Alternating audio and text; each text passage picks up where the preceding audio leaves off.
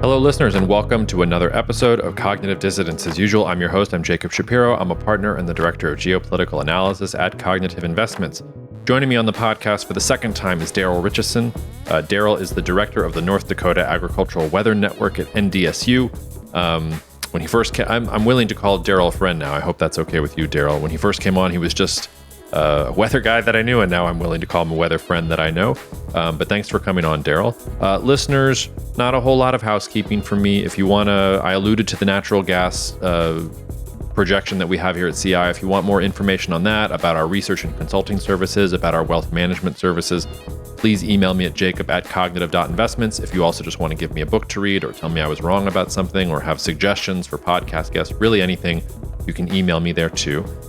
Last but not least, I will be taking a rare week of vacation starting next week through the 24th. So we are trying to stock as much content and as episodes as we can so that you don't miss too much of the cadence from us. But if things slow down a little bit here, it's because I need to recharge and take a little bit of time on the beach. So that's going to happen next week. But like I said, I'm trying to get enough content recorded for you so that you still have things from us as I go to the beach and lock my phone in a safe somewhere and don't look at it. So other than that, I hope you're all staying cool.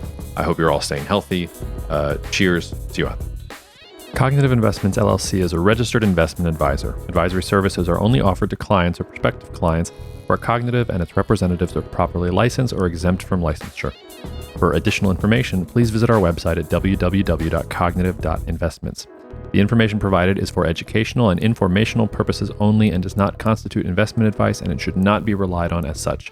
It should not be considered a solicitation to buy or an offer to sell a security. It does not take into account any investor's particular investment objectives, strategies, tax status, or investment horizon. You should consult your attorney or tax advisor. One of my personal favorite guests to have on the podcast, Daryl. Welcome back. Thanks for joining us. I thought after the last time I wasn't sure you would ever invite me back, but I am very glad to be back. This should be fun. Oh, you're on the regular roster now. Careful what you wish for. I wanted to start with sort of a broader macro question. I think I know the answer to the question, but I'm curious to see how you dance around it, which is if you just look at headlines for weather just from the last 24 hours, you'd think that civilization is collapsing. We've got record temperatures in Death Valley, like a third of the US is under a heat advisory. People are dying in the streets of Japan from heat stroke. China's super hot, Europe's super hot, everywhere is super hot. And I guess the question I wanted to start off with was more meta. Is it that hot? Are things really that bad compared to relative historical baselines? When you look around at weather, both in the United States and the world, do you have the sense that, oh, wow, this really is crazy, this really is unprecedented? Or are we just paying more attention to it? Like, how do you benchmark all of these headlines versus a career spent actually thinking about this stuff? Oh, most of it's hype, overly blown. For instance, I think it was 1950s, either 50 or 52 this week. Almost all the United States was above in triple digits, for example. Massive heat wave over the United States. And probably in the local newspaper, you'll just get, wow, it's been really hot lately. It'll cool down. And also, some of the temperature records, you have to remember that most temperatures now are kept at airports. And there's these things called jets that fly right next to the the sensor that's spewing out. I don't know what the exhaust temperature is. Must be in the hundreds and hundreds of degrees. It's outside my expertise. Not that far. And a lot of these sensors are under pavement. For instance, where I live in Fargo, North Dakota, the temperature sensor at the airport, because they don't want to clear out the weeds, they have a whole bunch of rocks right underneath the sensor so there's no weeds. And literally 10 yards away is black pavement just sitting there. Is that how temperatures were kept in the 1950s, let alone the 1880s? No. And so a lot of this adds literally 2, 3, 4 degrees Celsius to the temperature. And so they're really not reading the temperatures as well as they did in the past. We have massive urban heat islands that most humans now live in. And so it's going to be a little bit warmer. So I'm a big apples per apples person, and we're not doing apples to apples from 100 years ago. It's just a completely different world. So a lot of these people, it's the moment in time and it's summer and you get hot, but I can find you I could talk for 5 hours and tell you back in the past where very similar things have happened before. I personally, I've been doing this for 35 years, don't find it unusual at all, but it's the headline of the moment. It's the era that we live in. It's social media, 24-hour news coverage. We have to talk about something, and just saying, hey, everyone, it's summer. Guess what? It's hot outside doesn't get you any clicks. Yeah. Are there any parts of the world or any of these heat waves that are particularly interesting to you? I mean, it's like I saw the temperatures in Spain, for example, and that seemed kind of crazy, like 50. They were even talking maybe 60 Celsius. I mean, that seemed out of this world. Are any of them notable to you? World breaking. I mean, it's mainly, 40 C, and then everything else is someone measured a thermometer in the sun, and it shined it up into the sunshine, and it said 55 C, but the air temperature is not that. Or, people fry eggs on pavement, and the pavement's 170 degrees, and your egg will start sizzling. Again, it's black pavement with the sun. But again, even in Spain, you can go back. I was on Twitter this weekend, and someone from Italy, of all places, commented on the heat and said, wow, I remember when I was a kid that we were 40 C all the time, and we just loved it and could, play in the water. And that statement had a lot of truth to it. It's just, again, I see personally, and this is, again, Daryl Ritchison. If you want to end up after this podcast, someone emailing me and say, Daryl, you're crazy, that's fine. I just don't find it unusual in the least. When you equate the way temperatures are taking now, massive urban heat islands, which add, again, anywhere from 2 to 4, if not more, degrees Celsius, you're going to see some of these temperatures. But again, some of the craziness isn't necessarily air temperature. It's, them taking the temperature in the sun or something just to make the headlines. Yeah. Well, let's dive in a little bit. So let's first talk about, well, I'm debating whether we should talk about it. Well, let's leave the elephant in the room for now. I know that you, like me with geopolitics, you're constantly doing models at the beginning of each year and rechecking them and trying to figure out how things are going. At least for the United States, how do you feel about your predictions so far for the year? Are they on track? And what do you see in store for the remainder of the year? It's been, I'm sure it's in your line of work too. A lot of times, and I think you can relate to this statement, and people laugh at me when I say this sometimes, I'm right, but I'm not right. Everything's going, it's just placed a little bit in different scenarios. It's, I had this area wet, but it ended up being wet maybe 150 miles away because it's into perfection. So my general idea worked very, very well, but it never works for everybody. And I'm sure it's the same for you. Weather is a chaotic, nonlinear system. And so you're never going to get a summer forecast perfect. I'm looking at the general trends, and as what I'm doing useful so someone able to use this and have a net, economic advantage, or there was a value proposition into what I'm saying. And so, my general thoughts were pretty close, but, last year my stuff was so good. It sounds arrogant, but boy, I told people I will never be as good as I was in 2022. It worked out so well for just about everyone. And this year, I'm probably 70% good, 30% it just didn't quite work out well. And of course, you have to make a few adjustments. But, considering you're doing sometimes a 6 to 9 month lead time projection on things, I thought, it worked pretty well. Most people, it's always amazing if you're right, and I'm sure you can relate to this too. When you're right, no one tells you you're right. It was just expected. And so the people that I had a really good summer for don't say anything to me about, hey, Daryl, I thought your stuff was going to rain more this year. It hasn't rained at that kind of stuff. And I go, hey, there is no doubt you are right. Your spot, your county, my forecast didn't work well. But guess what? 60 miles from you, they're throwing money at me. They're so happy. Not literally, but they're really happy. So I mean, those things happen. But again, I'm satisfied.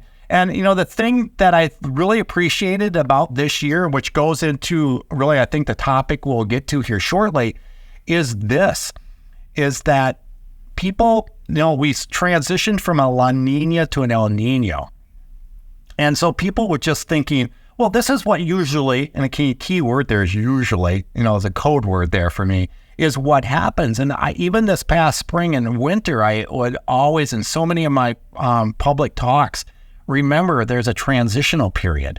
The atmosphere isn't a finger snap. It's just, La Nina, I'm going to start, everything's just going to change like magic in the atmosphere. It doesn't. There's this transitional period where things get readjusted to new patterns. And I just gave a talk in the Twin Cities last week.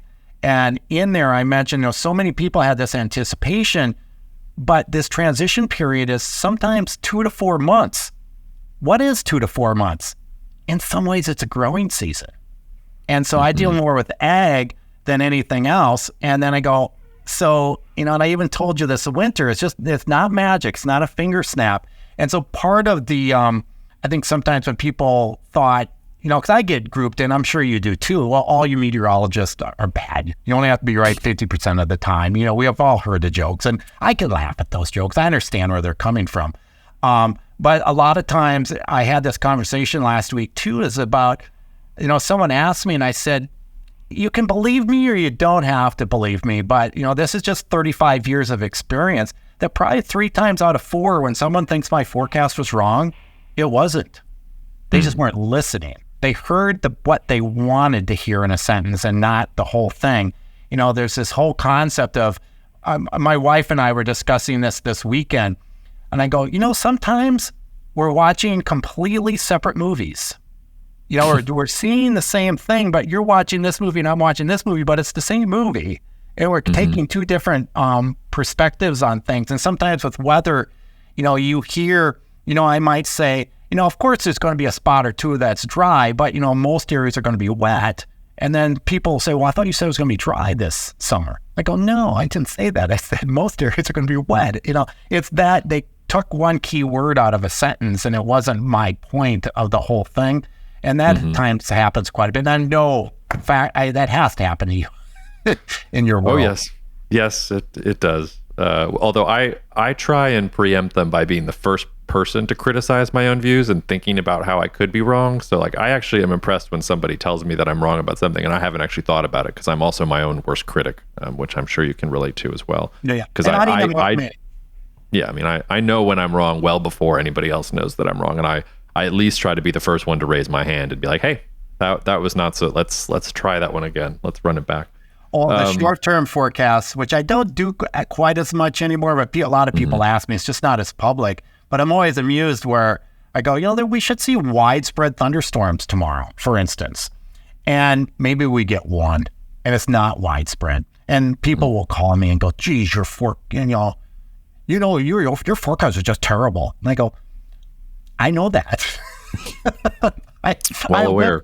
I live with my forecast too. So it's like they have to tell you like you don't know. And I always I hope people have a sense of humor back when I go, because I try to keep my tone of voice relaxed and joking with them. And I go, I wasn't listening to myself at all. I didn't know I was wrong. Of course, you're wrong, but it's all fun in the business that you're in.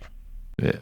Well, but before we talk about El Nino, which was the elephant in the room, so what was the 30% that you felt like didn't quite align for you this year, and what are your expectations for the remainder of the year? How have you course corrected on that? I think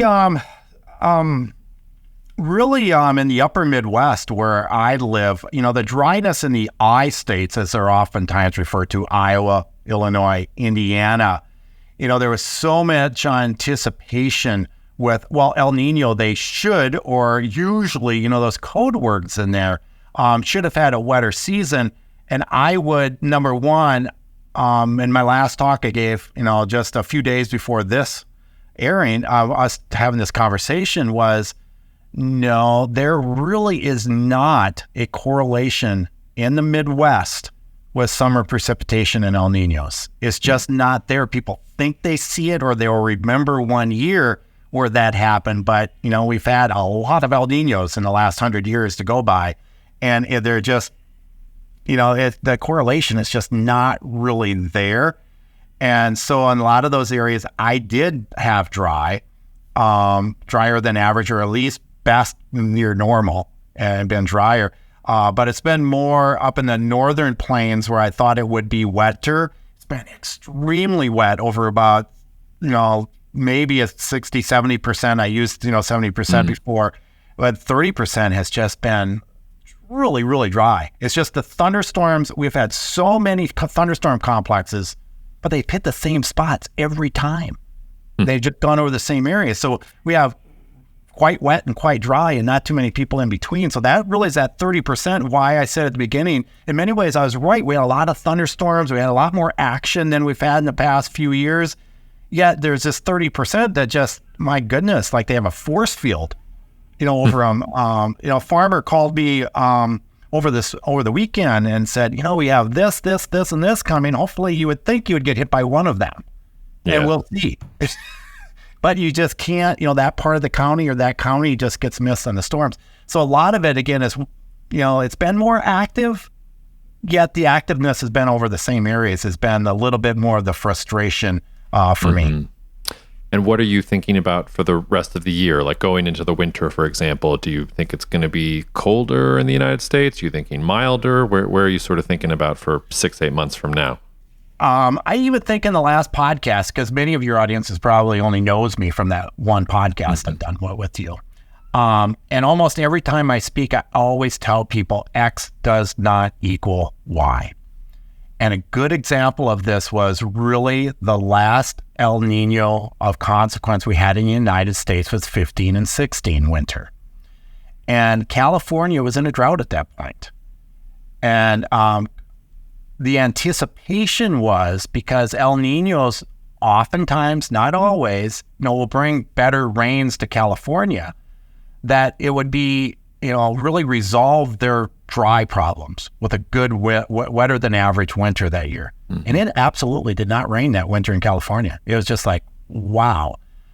And then the next year there was a La Niña, and at the time it was Governor Brown in California. And I'm not picking on him, okay, at all in this statement, but he goes, well, the drought's permanent. We're never going to get, it's just a permanent drought because there's a La Niña coming that's going to exasperate our dryness. We're just doomed. And he didn't say all of that, but he did say the drought is permanent in his comment. Well, then the next year with La Niña, when everyone thought it was going to be a dry winter in California, outside of this winter that we just went through in California, that year, that next winter was really, really wet and really resolved their dry problems for a while. And it was the exact opposite of what happened. And because it's X doesn't equal Y, there's clearly was more going on. You just can't take, well, La Niñas mean this, so this is going to happen.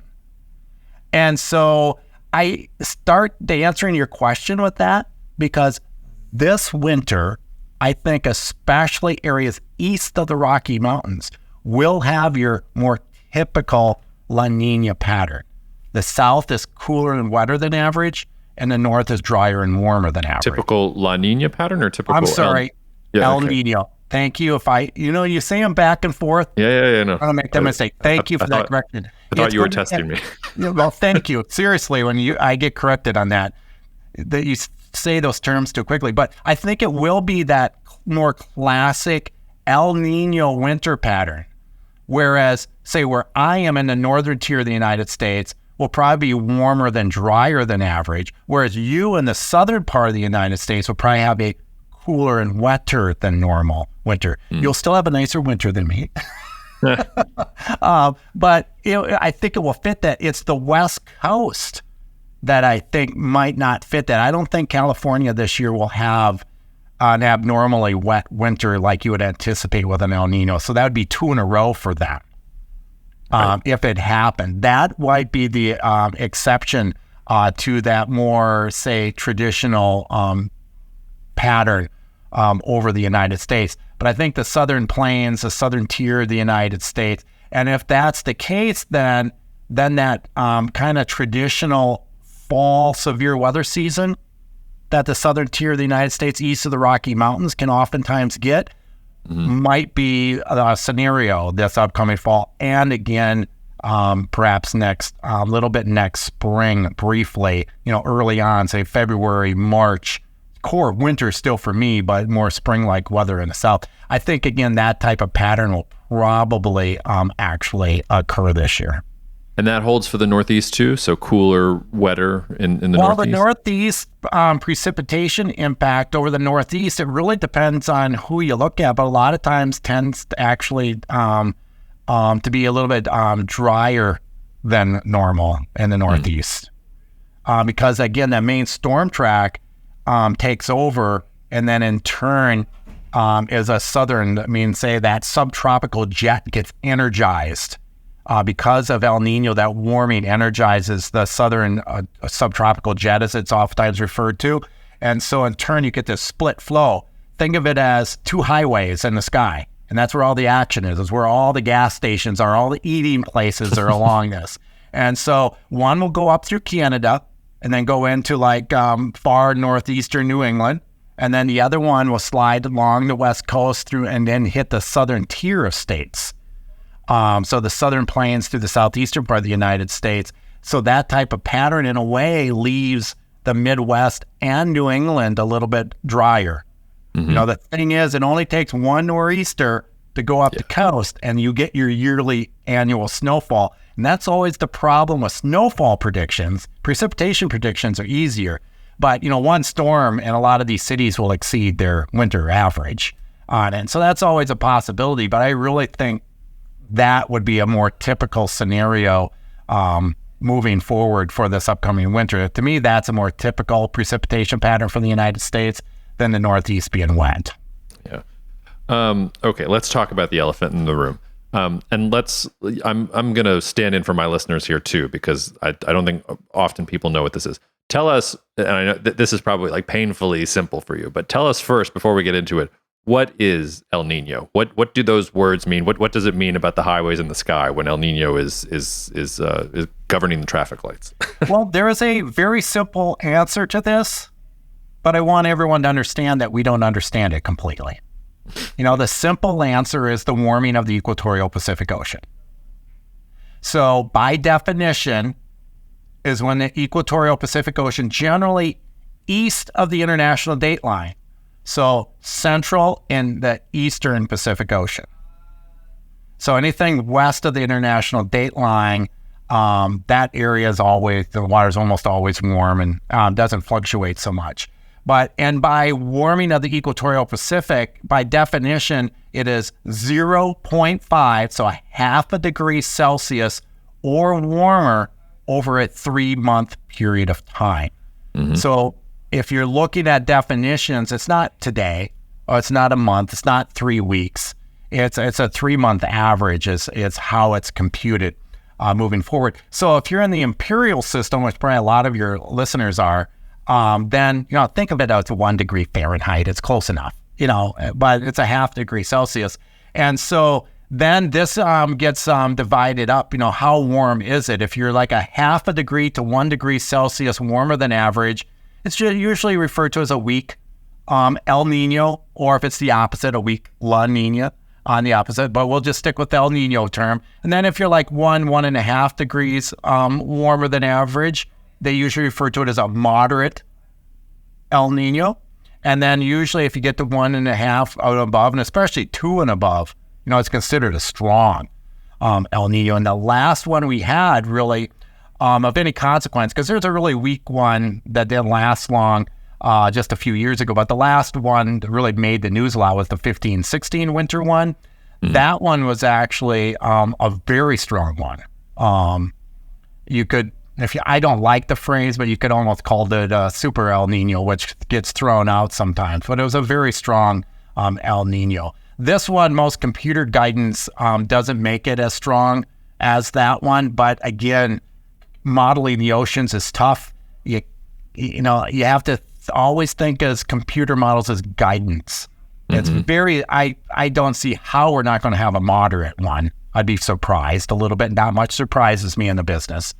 But I wouldn't be surprised at all if this turns out to be a strong one. Just the odds favor it being weaker than the 15-16 one on temperatures. And of course, you always have to remember, most of us have cooked something in our life. It takes a lot of energy to heat up water. Yeah. And it takes and it takes forever for that water sometimes to cool down. And so if you're going to warm up that massive amounts of water, it tends to be, that's a lot of heat released into the atmosphere, which in turn alters patterns. So with El Niños, you'll see certain areas of the world will dry off a little bit. Certain areas will get wetter. Certain areas will cool down. Certain areas will warm up. And that's an overall average. But again, every El Nino is like its own little robot. It kind of does its own little things. Everyone is unique. And so when you read headlines and stuff, you can't take it as, that's going to happen. No, you can't take it that way. What they're saying is, this area is the key word here, usually. And what is usually? Maybe 2 out of 3, 3 out of 4, somewhere in that range. But there is certainly 1 out of 4. And I already gave you a classic example from California in 15-16. They did, in this past winter, for instance, La Niña, and they got just like record-breaking snows and rains in California. And again, but if you take that over 50 La Niñas, it's still it's going to end up being drier than average, anomaly. But again, every year is unique. Moving forward in time. And so you just have to remember that when you're reading articles, no guarantees in the future. And you alluded to this, that there's a transition period. Are we out of the transition period? Are we still in the transition period to El Nino? Sort of where are we there? This is one of those, you could talk to 10 meteorologists and get 10 different answers, not to pick on my profession. So you're just asking me. I think we're still transitioning a little bit, but I see us going to more, transitioning into more, quote unquote, a vast majority or a majority of El Nino type patterns. But again, in the United States in particular, North America, El Nino's influence is far more in the fall, winters, and early springs than it is during the core of the warm season. It's hard to find a correlation in the core of the warm season like we are right now. But I think as we transition moving forward, we will see it. And I think that signal will be pretty strong this winter. And again, my current anticipation is it to be one of those 2 out of 3 or 3 out of 4, winters. And we see, the north warm, the south cool, again, per average. Yeah. And then I want to come back to that in a second, but before I do, and correct me if I'm wrong here, I feel like one of the things that was so strange about the last couple of years was we had triple dip La Nina. We had 3 consecutive years of La Nina, which seemed to be a little bit out of what was normal. How long do El Ninos last? Do we get a double dip thing, or is this, as you sort of said in 15-16, is this like a 1-year thing? Is this just a 2-season thing? Like, how do we benchmark how long we think El Nino is going to be with us, and when the shift might happen away from it? Well, let's just go back to 1950.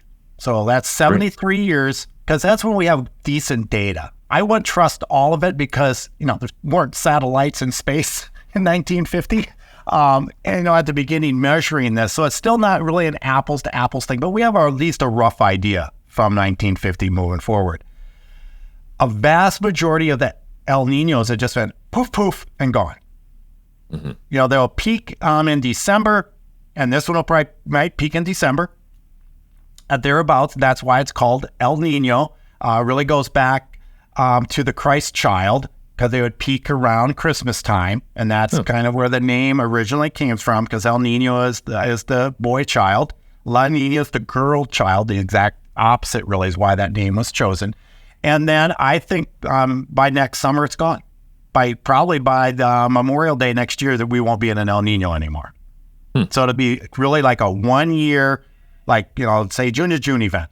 And if you look back through time, a vast majority of these, especially it seems like the stronger the El Nino, the shorter time frame they lasted, because they really peaked and fell.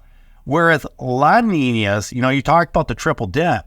We've had a triple dip one in turn of the century, about 20 years ago. Before that, we had a triple dip one. In many ways, you can equate it into the 1980s in a way, 20 years. Then we had one in the 70s, which is only like 10 years. And then we had one in the 1950s. So it seems like the triple dip La Niñas in the last 70 years have occurred approximately every 20 years. And again, a vast majority of the El Niños, though, tend to be stronger. So you get a stronger positive temperature than you will a negative number for La Niñas. But they're a shorter duration. So, just based on history, not necessarily a forecast, but based on history, I would anticipate this to be done. And next summer in the Northern Hemisphere, say in the United States, we will be back in neutral conditions, which means neither. You're either not in an El Nino up, you're not in a La Nina down temperature-wise. You're in what a lot of people refer to as La Nada, which is a made-up term, just nothing. You're in the middle someplace.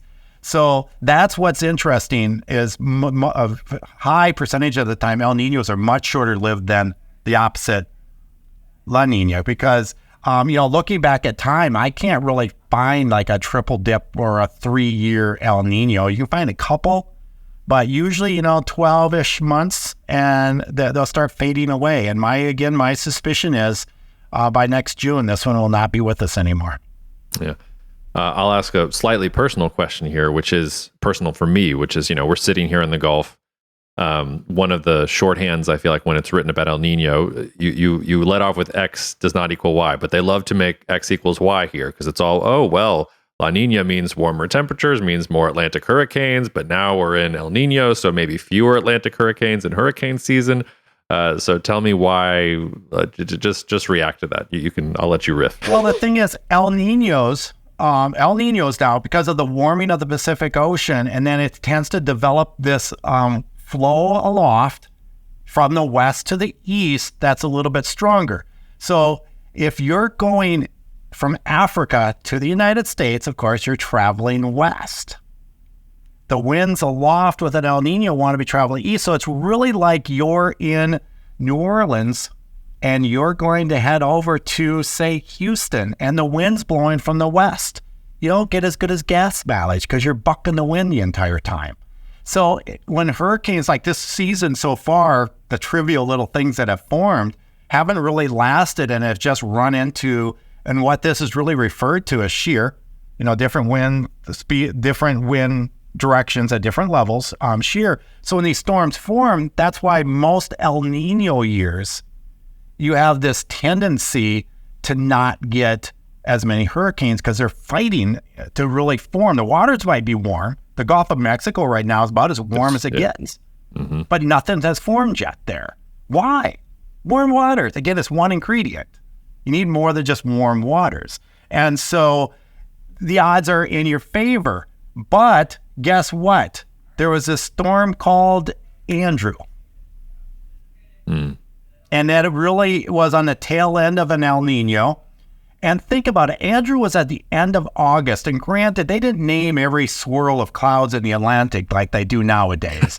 Andrew was the first storm of the season very late in August. We rarely go to August anymore, again, because they name everything that's the swirl. There's always arguments in the meteorological community. You should have never named that one.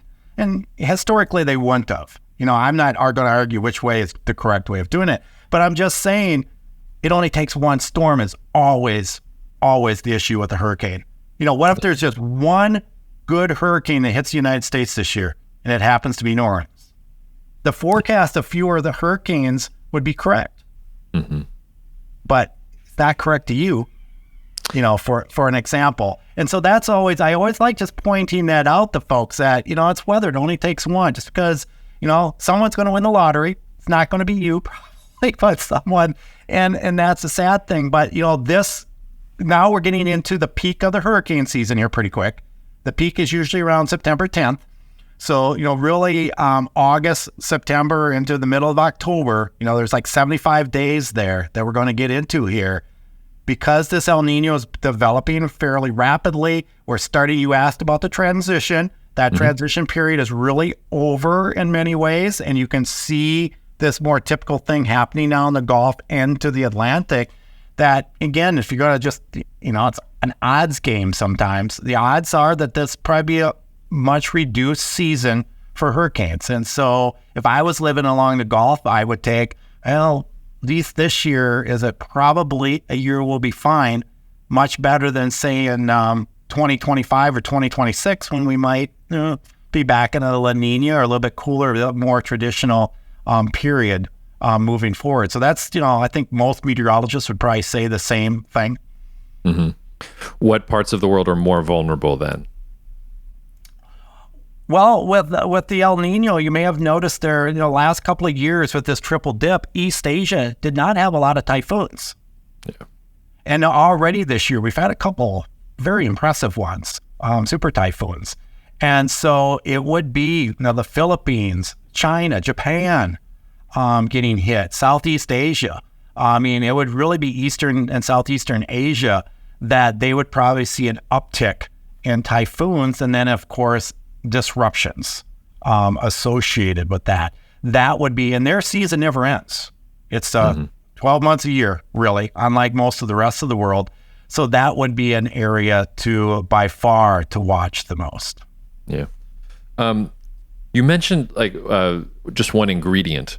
And I know that you've also, the last time you were on the podcast, and listeners, if you haven't listened to it, you should go back and listen to it. It was really excellent. But you've talked about how there are other cycles in the atmosphere and oscillations and this, that, or the other thing that also affect a lot of these weather patterns. So is there something about what's going on more broadly that could tell us something about how this particular El Nino will behave or will change it from past El Ninos? Is that question too vague, or does it make sense? Oh, it makes perfect sense. A lot of oscillations. One of the probably bigger oscillations that most people have never heard of. And truth be told, a lot of them, this type of audience has never heard of. But, in my world, I deal, not exclusively, but mostly with ag. I deal a lot with flooding because I live in a flood-prone area and some other things. But is this thing, they would have heard of some oscillation patterns. But one of them that many people probably haven't heard of is this Madden-Julian oscillation. This think of it very simple as a thunderstorm complex that circles the globe near the equator. And when you have all these thunderstorms form in a certain area, it also then has impacts around the globe. And so when these thunderstorms are in certain areas, well, for the next 2 weeks then, this area, say, is prone to be, you'd probably be warm and sunny and won't get any rain the next 2 weeks. Or, speaking of the Gulf of Mexico, when the Madden-Julian oscillation is in a certain phase where the thunderstorms, this circulation that goes around, gets into certain positions, that's when you're the most prone to get Gulf hurricanes developing. And we were actually in that back in June, and we never had one develop.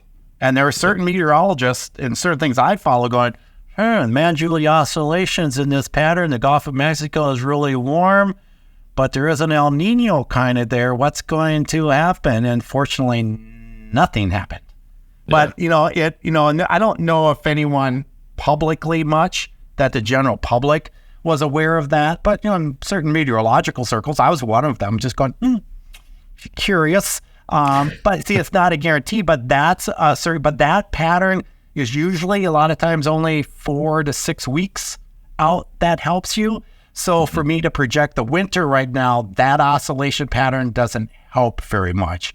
One of the oscillation patterns that might help a little bit is I don't know if I talked with you the last time, it's this quasi-biennial oscillation. It's a stratospheric oscillation pattern that has, I used that this summer for some of my forecasting and it worked really, really well this year on some of my worldwide projections. But that's another oscillation. That's one that lasts longer. That usually is a couple of years. We're in a certain oscillation pattern. But again, it's such a short term, some of these oscillation patterns, that it's hard to project out 4 or 5 months. But it helps you in the next 2 or 3 weeks sometimes that, hey, we're favored for this development during this time frame. But there are a lot of oscillation patterns. As I just call them, a lot of alphabet soup. Because they all, MGL, the NNA, the AMO, the PADO, you can just go on and, there's all these oscillation patterns that are out there. And what I do for long-range forecasting is I put them all together and go, well, the last time we had these 4 things going on at the same time, that summer, this area was wet. Why wouldn't it be this time? And usually that works the 3 times out of 4, which is useful, but it's not perfect. Yeah. Let's think a little bit long term here. So, I mean, I'm sure that like politics, this is an inexact science, but if you're thinking about sort of the next 10 years of weather developments, and there really is a lot of doom and gloom out there about this, which relates to the whole climate change thing, and we don't even have to go on that political landmine right now. But how do you think we'll look back in time about 2023 over a 10-year sort of time horizon? I have been saying really back in 2006, it was a fairly dry summer throughout much of the United States. And many areas had been pretty wet for the previous 10 years leading up to that. And, a lot of times people like to use the phrase wet cycle. We're in a wet cycle. I really don't like that phrase at all. I go, no, we're in the wetter phase within our climate. Because most climates, wherever you are, you go through wetter phases and drier phases. And we have since the end of the last ice age with proxy data. It's very clear. And a cycle is, this is going to happen on a perfect rhythm and it's a clock, and it doesn't work that way.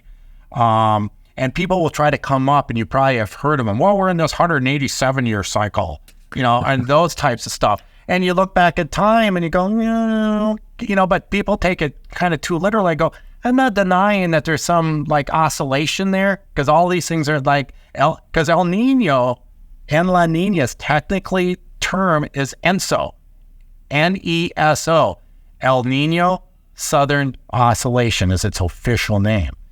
Oscillation. I always think of it as waves, oscillation going forward.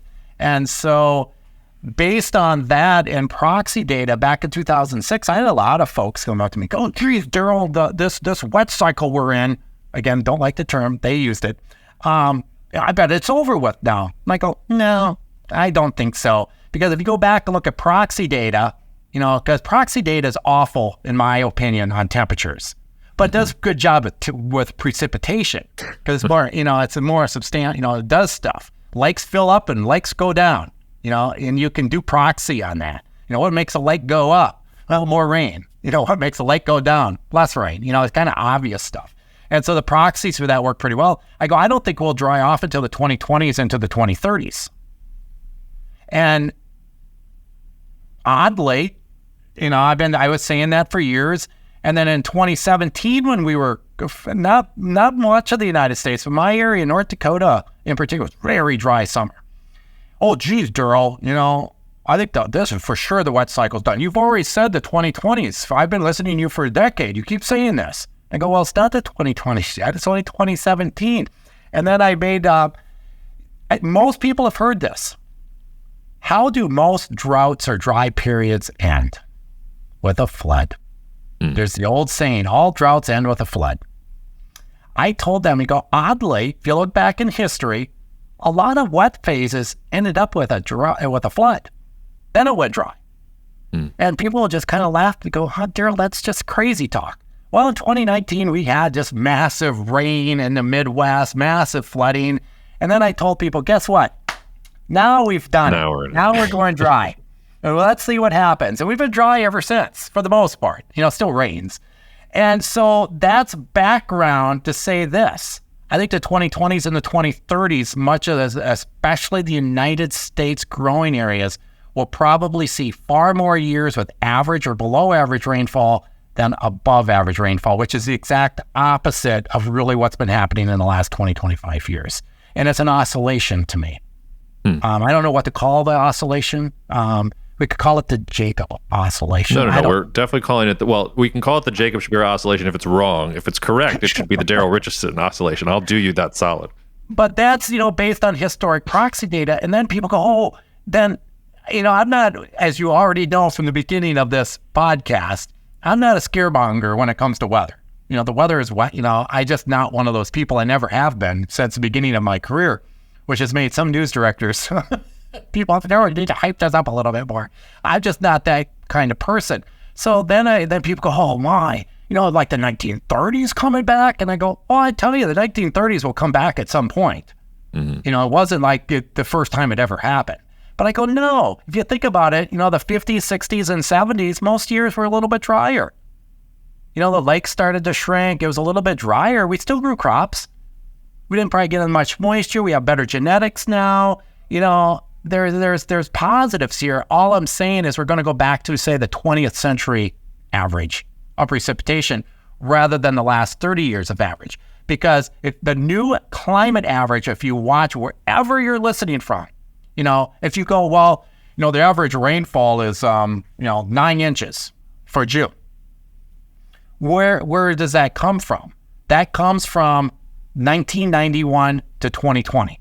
Those 30 years is where that data comes from. During those 30 years, that average for June was, say, 9 inches. Where I live, it's like 4.25 inches. Mm-hmm. Historically, our June average was closer to 3.25. So during this wetter phase within our climate, which has happened multiple times in the last 5,000 years from proxy data, we gained an inch of rain. So what if we go back to 3.25? That's what I'm talking about. We're going back to that long-term average. So there's being a little bit wetter, having problems with water, having more floods recently will fade away. And I think a good part of the United States will trend drier, especially where we grow most of our crops, our row crops will trend drier. And if you think about it, over the last 2 or 3 years, that really has been the trend. Look what's happening in Iowa, Illinois. More talk lately has been we need more rain than we have too much rain in the last 3 years. Every spot's different. It's a huge country. We're talking millions of acres that we plant. But that's what I think, you're speaking in Fargo for the next 5 years, coming up in September. Looking forward to it. And it'll probably be online for the rest of your audience to hear after it's done. If I was speaking on the next 5 years or the next 10 years, I would go and show you statistics, proxy data, why I think we're going to go from our average precipitation now, that new 30-year average that just started, and let's call that 100%. Okay, that's 100%. Where are we going in the next 5 to 10 years? I'd say let's get used to 80%. Because I think that's where we're going. Not going to be a catastrophe. I guarantee you at some point, the United States is so long overdue for a drought. From a historical perspective, it's going to happen. It's not if, it's when.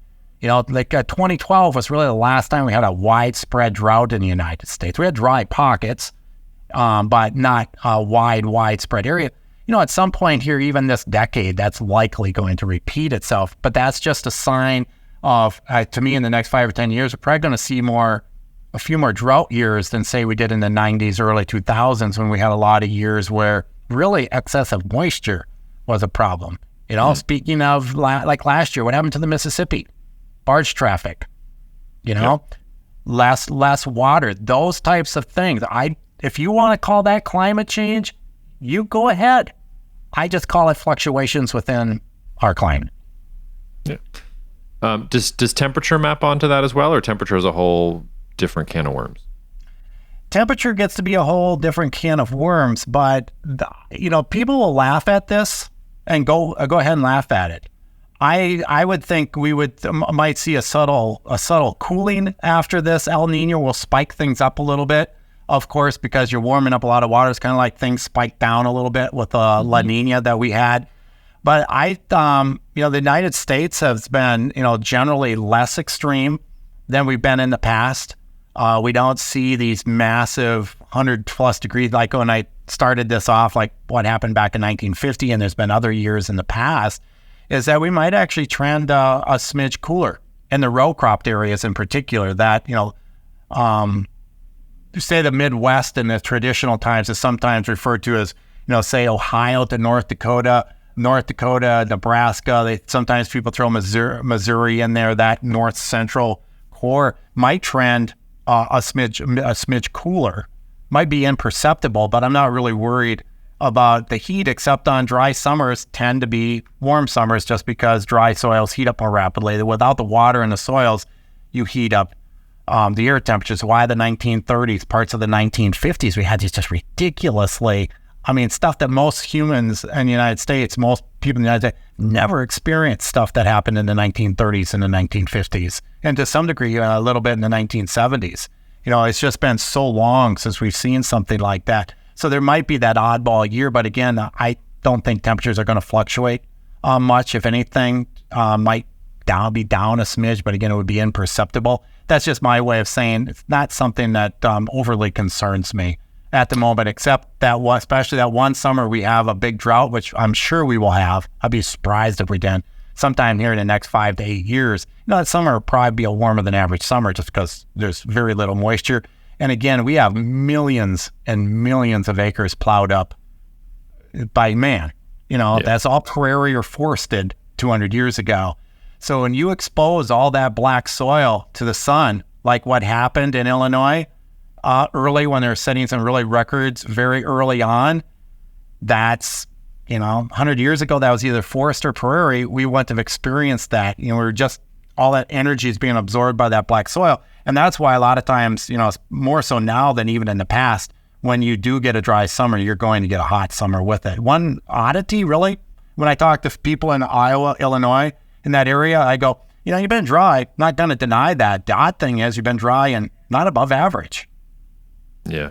So that's a net positive for them, was at least you aren't baking in the heat, because the upper air pattern just wasn't very conducive to that for them. And that was the only good news you could take from their dryness, and in many cases still dry to this point.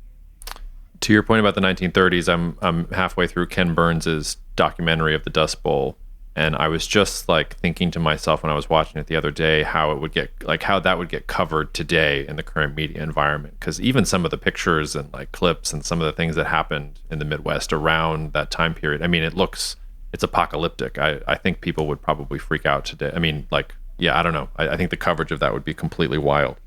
But you do have to remember we have many soil conservation service things going on now that we probably, if that exact pattern happened over the United States again, and I would be very surprised, maybe not in my lifetime, but at some point this century, we're going to have 3 or 4 year, 5-year drought like that, is that, we have ways of transporting water now that they didn't have that. They're more irrigated water that we could use, things that can control that. But at the same time, most of you will remember this. Look at that horrible event in Illinois with the dust storm and the traffic and all those people that died. And that would be things that happened in the 1930s. So sometimes, because we haven't had years like that, our memories are short. Well, why do I have this shelter belt of all these trees here? If I tear all that down and plant it into corn, there's X amount of more money I'm going to make next year. And so are we forgetting the past? And then how good will our soil conservation be? But I can't fathom it ever being that bad again because of modern technology. But at the same time, it will be bad because Illinois, just that one small example, is something that would happen more frequently. Yeah. Daryl, I'll get you out of here on this. I know you focus mostly on North America, but I want to take the liberty of asking you about Europe. So it seemed like the weather gods were aligned against Vladimir Putin last year. Europe had a very, very warm winter. It allowed them to pivot away from Russian natural gas, but I can't believe it's already July 2023. The war is still ongoing. The natural gas flows are still less. Europe will have to find heating this winter as well. And here at the investment firm, we are long natural gas right now because we think that natural gas prices have gone too low and that we will see increased demand. Should I be worried about that? Do you think that Europe will have a warmer winter? Are there cooler temperatures on the horizon? Talk to me about your outlook for Europe over the next 6 to 9 months. Here's a big favor from Mother Nature for Europe. Statistically, or using long-term trends, there's 2 things in favor. Last year there was 1. This year there's 2. Well, actually last year there was 2 also, but if you throw in the QBO, the quasi-biennial oscillation, gave a warm tendency to Europe, as well as the AMO, the Atlantic Multi-Decadal Oscillation. And you may have, a lot of people were just, oh my goodness, look how warm the waters are off of Great Britain.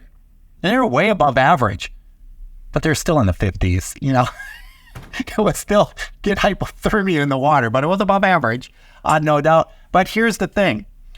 El Nino's impact in Europe, especially early winter. say October, November, December in particular, is a warm tendency statistically, if you take all El Nino. So that would be, say, the first half of their cold season. Number two, the Atlantic Ocean is still in its positive phase. It's positive AMO, which leads to long-term trends. And I think we discussed it the last time in our podcast. So winters have been almost all warmer than average for the last 20, 25 years. Well, the AMO's been positive for the last 20, 25 years. And it will likely switch this decade. It's about a 30-year oscillation pattern. So that might be a 2030s problem more than a 2020 problem. So that's two factors now for Europe to have a warmer than average winter. The third factor is the QBO. So there's three reasons this year to believe, but again, TUV doesn't equal whatever you want, doesn't equal Y either. Three things, there's still exceptions, but that's three favorable things for them to have a positive in Europe. Now, Scandinavia has a cooler tendency with El Ninos, especially in the second half of winter. But when El Ninos are really, really strong, that statistical anomaly goes away. And then there's not a trend. So if we're in a moderate El Nino, then you might think, okay, Scandinavia, the first half, warm tendency, the second half, cool tendency, especially for far northern Europe and then Scandinavia. But if we end up with a strong El Nino, that turns off a little bit. If you're really, the correlation turns off a little bit. But again, there's more reasons than not to believe that yet another winter. Will they have cold snaps? Yeah, it's still winter. They'll still have cold periods. But if you take, their 4 or 5 month cool season, November through March, I would put, I don't play the futures. Don't use anything I say to play the futures. But I would think there's a lot of statistical reasons to believe that they will get through this winter like they did last year as well, with temperatures maybe at least 1 or 2, maybe even as much as 3 in some spots degrees Celsius, not Fahrenheit, above average. And if you want to use Fahrenheit, that'd be 3-5 degrees above average overall. I mean, there's a lot of countries in there and a lot of territories. But Jacob, there's just, again, global weather patterns. There's a lot of stuff in their favor. But again, who predicted California to have their wettest winter on record pretty much last winter? I can tell you there was this many people. That's a big zero. You can see it, the podcast won't. So you never say never. But I would, if you wanted to use statistics, with these three positives in there, I would say there's probably at most maybe a 10% probability that they would have a cold. And if they do, I bet you it would be slightly. Again, there's just so many factors this winter. If I would respect anyone that's give me 5 reasons why they're going to be colder than average and be right, I'd really respect that person if they nailed it, rather than just being luck of the draw. They gave 5 good reasons and they all came true. What about precipitation for Europe? Because you mentioned the Mississippi River. The Rhine has also been very, very low. German industry's been struggling with that. Is it warmer and drier, or is it warmer and wetter? Generally speaking, that warmer part in the early part of winter, especially much of Europe, including the Rhine, would have a tendency from, I'd say, late summer, say Labor Day through Christmas at least, statistically to have a little bit more of a wetter pattern as well as the warm. Because sometimes they can equate. You're just getting more transportation. The Atlantic's warmer than average right now. So there's reasons to believe, that you would get above average. But here's the thing. It's not their peak necessary. What does above average mean in certain times of the year? That's not when that's necessarily their wettest time of the year. Sometimes, being above average doesn't necessarily mean that you're going to solve your water problems. Yeah. But there are some positive thoughts there that at least they would be able to maintain the status quo or do a little bit better than that. But again, it would be the first half of winter. And it really, I think even, most people think of summer ending with the autumnal equinox in September. September is really an autumn month. So I would say, late August through early December in particular, if you look back historically at El Niños, you would find, especially France, Spain in particular, anything kind of west of the Alps would be a little bit more prone to above average precipitation in those areas. Anything that I forgot to ask you, Daryl? Anything else you want the listeners to know? I would, if you're really interested in ENSO, I would just do a quick, I'm not a big fan of using Wikipedia because there's so many things that get adjusted in there for political reasons rather than real reasons. But most of those will give you a pretty good understanding. We never really went in, and it gets pretty complicated. And, we don't, and by we scientists, the weather community and stuff, don't completely understand why El Niños and La Niñas, that oscillation, what impacts them, and things like that. But there are some good materials if you're interested in a little bit more on the formation and what happens. Just do a quick search, and within 5-10 minutes, just read a couple of articles. You would get a little bit more in depth of that subject than I think you and I covered today. Okay. And truth be told, it's hard verbally. It's easier visually to see it. And so there's some good stuff online. So just as a hint, if anyone has a little bit more interest, go online. There's some nice videos I know and animations to describe the process for everybody. Sounds good. All right. Well, Daryl, we'll have you back. We'll have you back soon. And otherwise, thanks for taking the time. We appreciate you. Hey, you're very welcome. I'm going to be really honest with you as we end, Jacob. That I thought, wow, he wants to kill an hour on El Nino. I don't know if we can do that. Well, we did easily. I should have known better.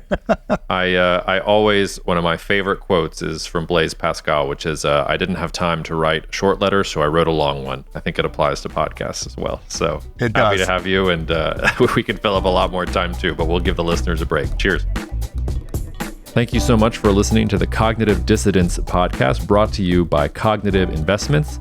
If you are interested in learning more about cognitive investments, you can check us out online at cognitive.investments. That's cognitive.investments.